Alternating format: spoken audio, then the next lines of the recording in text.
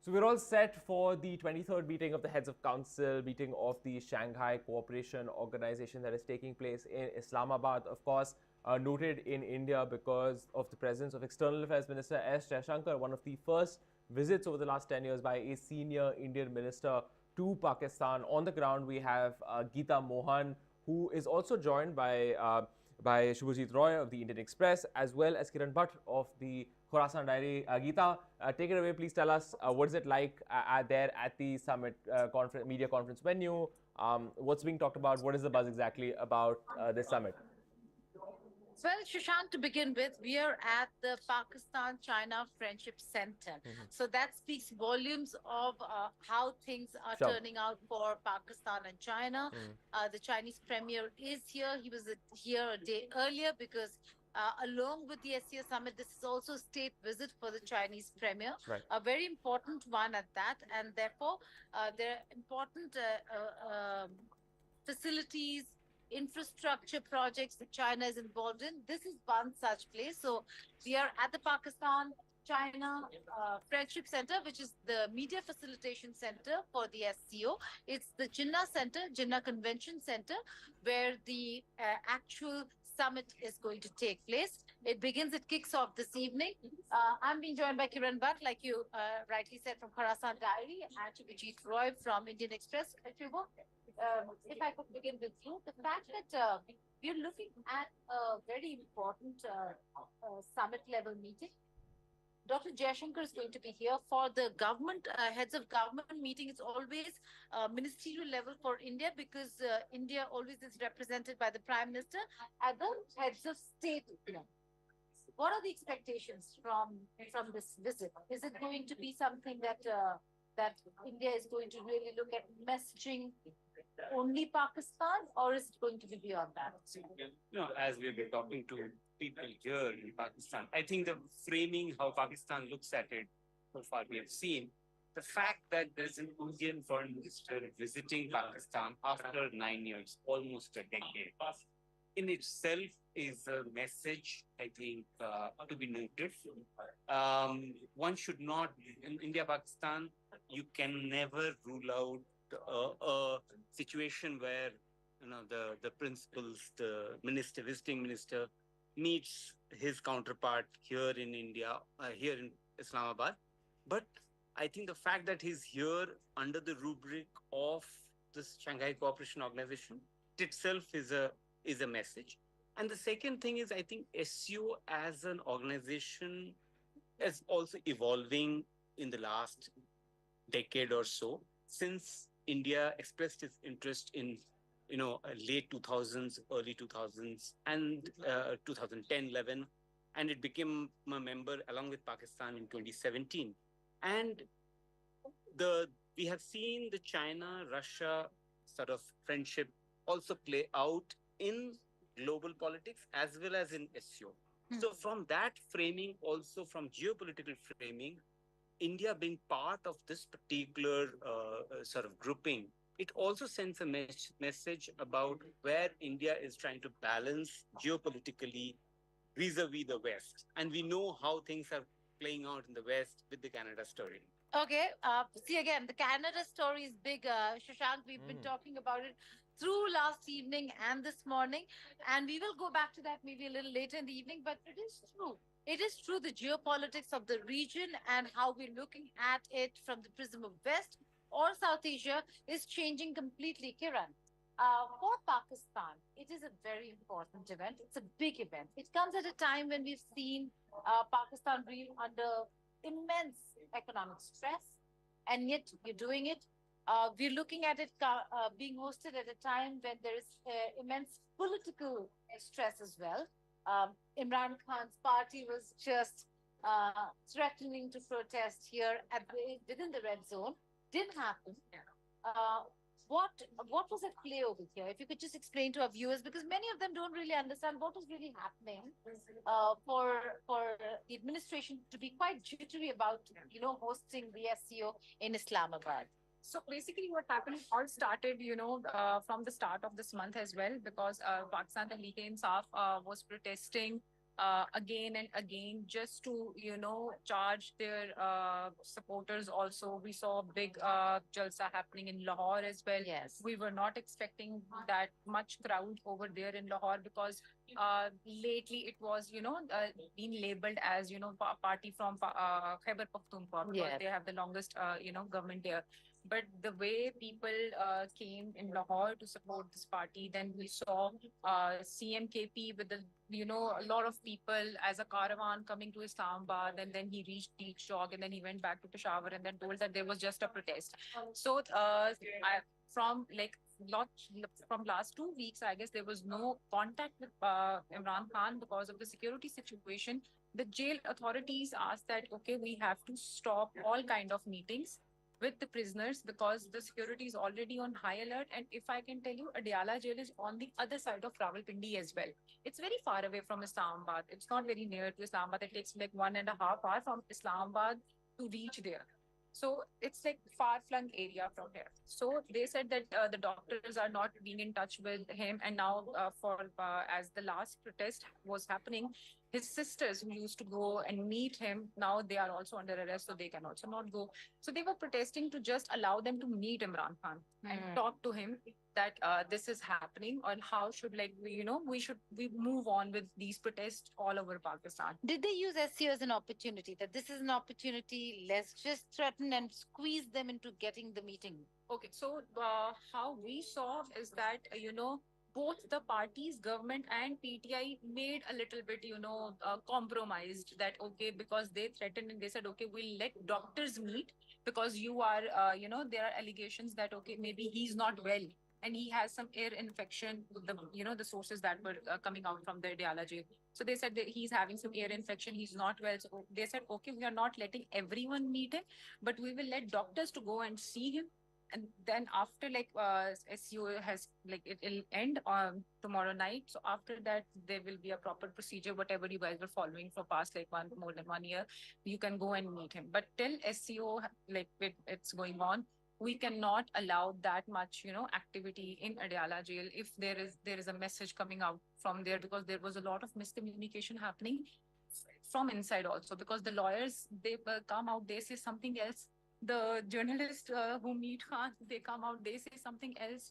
Then party, because there was, tug of war going on inside the party also. So there were groups being made, somebody like following Sher Afzal Marwat, somebody is following Ali Amin Gandapur, and then some are looking up to Barrister Gohar, who is right now chairman of Pakistan Tehreek-e-Insaf. So they all were, giving some statements were coming, and then there was, contradictory statement that, okay, Khan did not say this, Khan said this, Khan did not say this. They were saying, no, he said that. So because of that confusion, supporters were also confused. Should we come to protest? Should we not come to protest? Last night also till 11 p.m. people were tweeting, we are coming to Islamabad, we are coming. They were, Yeah. because that was a big Absolutely. thing. That was a big At stage 12, they were writing, we are coming to Islamabad until unless Barrister Gohar, issued a video message from Pakistan Tehreek-e-Insaf's Twitter handle, that is now formerly Twitter and now X, that is also banned in Pakistan by being used by everyone here through VPNs. And he uploaded a video and said that, okay, we are calling off the protest because government has allowed our doctors to go and see Khan. Okay. So they made. So that's the story of how the SCO Summit has been rather smooth. Yeah. There is an absolute lockdown when it comes to this zone. The fact that there are no vehicles that are being allowed, they've declared 3-day holiday. Schools, businesses, offices, all shut here in Islamabad. That's only to ensure that the movement of the leadership and the delegates is not disrupted, and that the red zone is not breached by anybody who thinks last minute, through some messaging platform, they can actually land here. Right. Having said that, now come back to diplomacy and come back to, what SCO really means. Let's just start with the India-Pakistan factor. The fact that Dr. Jaishankar made it very clear that there is going to be no bilateral. And that, yes, he's here. There will be strong messaging. We heard him on 3 or 4 separate occasions where he's actually spoken of the issue of terrorism. Is that something that he's going to carry over here as well in his messaging? And how strong would that be? How much of a thrust and focus is he really largely going to be on the issue of security and terrorism. Really see his statement when, when asked about his Pakistan trip. He essentially said that, that he's going there for a multilateral event and not for a India-Pakistan bilateral talks. But he also said that in my business, we plan for everything. Essentially, keeping the door ajar. Yeah, there's a window, chota. There's a small window. Very chota. He's left it open because, as we know, having covered India-Pakistan for decades now, Oh, yes. that you can never say never, can never rule out the possibility of a pleasantry exchange escalating into a conversation on the sidelines. Not just Pakistan, also China. The fact that the very same thing, you can never know what to expect till the very last minute. We see that in the past. Everything gets over, Shubhajit, and then we have some information coming that half mila liya tha. We have Ashish. So that's something that we've really been looking at. But coming back to the bilateral aspect, how so I think the issue is that the Pakistan-India dynamic has is such that despite the relationship now almost at a rock bottom, maybe Canada is only which competes with the relationship right now at this moment. But having said that, between India and Pakistan, because there are so much of interest, history involved, we can never rule out the possibility of an engagement on the sidelines. But for now, the Indian government's position has been that terror is being their cornerstone of the prism through which they see the view Pakistan. And it has been made amply clear, you rightly pointed out, before coming here. He made it clear at the UNGA, which was a very expansive statement at the UNGA after a long time. We've not seen that's what almost 5 years now. We have not seen so much of oxygen paragraph given to Pakistan at the UNGA's national statement of like. So this time we saw that. So you can see that framing for the Indian government, which is now come out of the election cycle, now heading into a couple of elections. So from that perspective, the Indian government has made that honest. But there are always ways to negotiate that particular position as well, as we know. There are small prisoners exchange, there are small give and takes that can happen informally on the track 2 or track 1.5. So those things we can never rule out in an India-Pakistan context. And SARC has suffered because of the India-Pakistan rivalry, enmity, whatever you may want to call it, hostile relationship in the last 10 years or so. 2014 was the last summit we had, and after that, we haven't had a SARC summit. Issue because of the presence of China and Russia. That hasn't happened as yet. Also, rider. There was a rider when they were allowing us in. We are the newest members of SCO, and when they were allowing us entry, it was quite allowing India and Pakistan entry because we entered together. It was made quite clear that keep your bilateral issues out of this multilateral forum, and which is what it. So that's where I think. So that's where Jaishankar, when he makes his statement, whether he references terrorism or not, that's why Indian government tends to avoid that framing in SCO because of that particular rider. Having said that, he does usually talk about connectivity and how it impacts territorial integrity and sovereignty because he's referencing BRI. corridor, BRI. So we have to see. So he would definitely make some statement, but we are yet to see a pronounced lambasting Pakistan on terrorism at the SCO platform. So we'll have to watch out for those signals. Also because Iran is in the room, China is in the room, Russia is in the room. I suppose there'll be a lot of conversation on wars. the fact that this is a grouping that really has come out in support of Palestine, and they'll all be expressing concerns with regards to. Absolutely, you're right. With I mean, I think the two wars are impacting two of the member countries. Yes.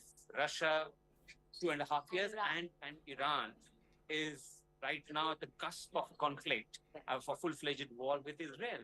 And that was not there when the last summit took place. Exactly. Meeting took place. So I Exactly. think from that perspective as well, this particular SCO meeting has significance because these are conversations which will happen in the room, I'm sure. Right. Kiran, again, coming back to India, Pakistan, because your foreign minister, Dr. Jaishankar's counterpart, also made some strong statements just ahead of the summit.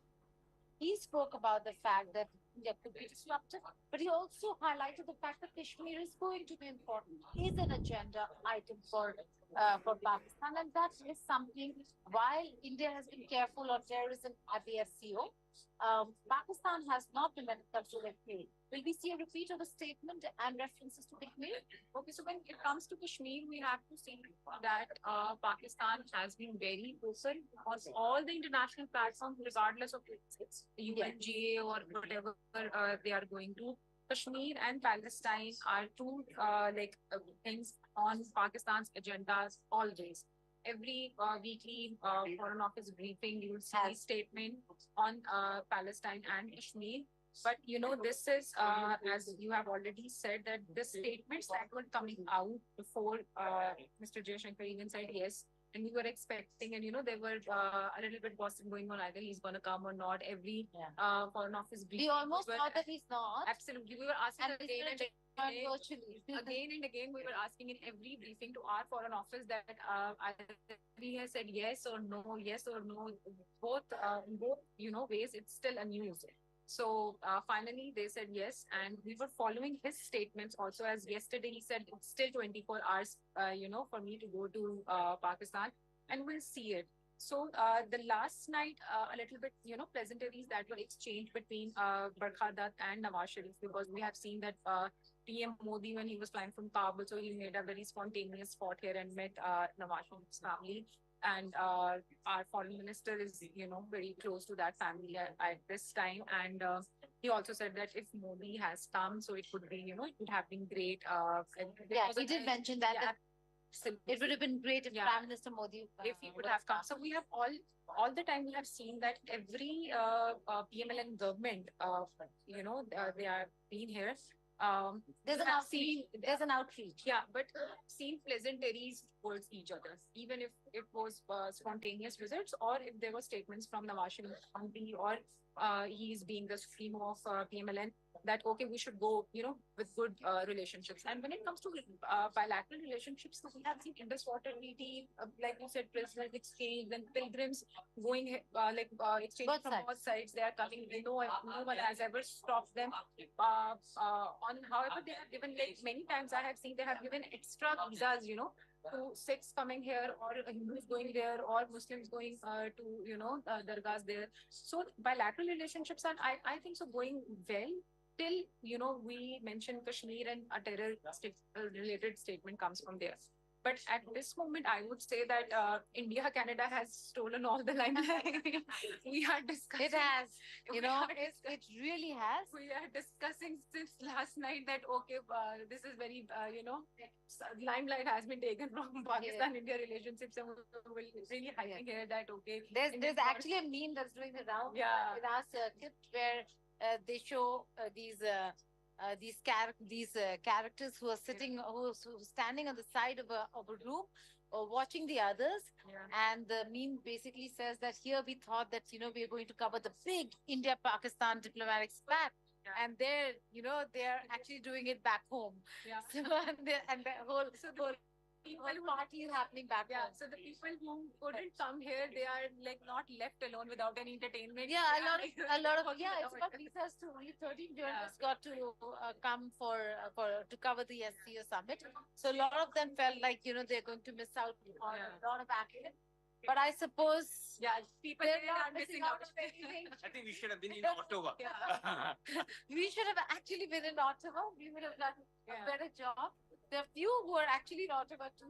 Some of our friends, not for other reasons, but are reporting out of there. We have to see, tomorrow is a very big day, and I guess it's already 3 p.m. right now here, and In about half an hour. about half an hour, Jaishankar Saab is going to land here, and we're going to see what type of welcome he gets. So there are lots of handshakes, or what type of pleasantries they exchange, because that is very different when Bilawal went to attend Oh, yeah. here in Goa, because there was a lot of tension we could see. But Bilawal was, he was being a happy-go-lucky nature thing, and he was like, okay, I'm going to do all of the, positive things and giving all the positive messages. But right now, because we are hosts, so as Sardar also said in his statement, that we are going to welcome everyone with big smiles and all the good things. So we have to see that what type of welcome he gets, and then if there is a little bit of the tensions, it comes on their faces. Monitoring and watching the body language. I think we are the body language specialists of South Asia. Yes, we're like, oh, did he look there? Yeah. Did he see that? Did he shake hands? Was there a namaste in response to Yeah. the outreach hand? Yeah. Yeah. Oh my goodness, that's a snub. Yeah, this could be like That's a snub. this could be a little bit disturbing also, that if somebody is reaching out for a handshake and a namaste comes out, then Darsab also has to do the namaste in Yeah. return, because we are host country right now, so we have to Yeah. respect everyone. But I think when we were talking about inside conversations, as you have mentioned, that we have Russia and Iran in the same room with China, and India-China relationship have been on and off in the past as well, but not at this level, how India and Canada has turned out in the last couple of days. But there is a possibility that maybe all of them will look towards conflict, that, okay, let's see if we can, get along despite of these small issues that we are having right now. When it comes to Kashmir, then you have, China also in the room, and India in the room, and Iran in the room, and Pakistan in the room. So they all have been, there are statements on Kashmir from all of these countries as well. So we have to see who takes what approach towards that topic if it comes up on the agenda. Like we are seeing still, because we were asking the MOFA that why Afghanistan is not a part of this, and they should also do. So they gave us a very detailed statement, because they are not the part of SCO, and now because there is no formal recognition of that, government. So, but I was like, if you are going to, resolve regional problems, there is a big part Without resolving Afghanistan, but they're a very important part of the RAPS conversation, which is the regional architecture on terrorism. Regional anti-terror structure. Yeah, so they're important part of that conversation. Yeah, absolutely. So if they are not here to speak up for themselves, so how these countries are, going to see, because right now Moscow summit just happened, and before that there was a summit in Iran, the regional, it was not Afghanistan. They did not attend because they said we are going to attend the Doha, and it's already, settled there. So they can choose these countries what they are doing with their, the blue-eyed ones or the preferred ones. That has to be done very, I would say, very tricky, at how they are going to, in the same room, either they are going to avoid Kashmir, either they are going to put up Kashmir and make everyone talk about it, either they are going to talk about terrorism, and then there are, different charges that we still have to Bhushan Yadav here, which Pakistan has taken to International Court of Justice. Either we are going to discuss that or not, or what type of, there are lots of statements. I remember on 25th January, our Foreign Office gave a statement in a meeting where there was, there were killing happenings inside Pakistan, and they said that it's linked to some third. I think they also, thought that now with Canada and the United States, that they have this space to put out what they also want to say. Absolutely. Having said that, I think, even with Canada and the US, India continues to maintain that there is lack of evidence. We'll again have to wait and see how that really turns out. But in some we see the delegations arriving, and in about half an hour's time, Dr. Jaishankar will be in Islamabad. We are on a lockdown mode. I would have loved to show you a bit of Islamabad too, but right now we will media center for some time till the delegation movement is on, and then we'll try to show them a bit of Islamabad as well to show you how it is. We see a lot of protests coming from Islamabad, those videos. But is it as bad, or are people still moving out? Do they go out, eat out in the evenings or not?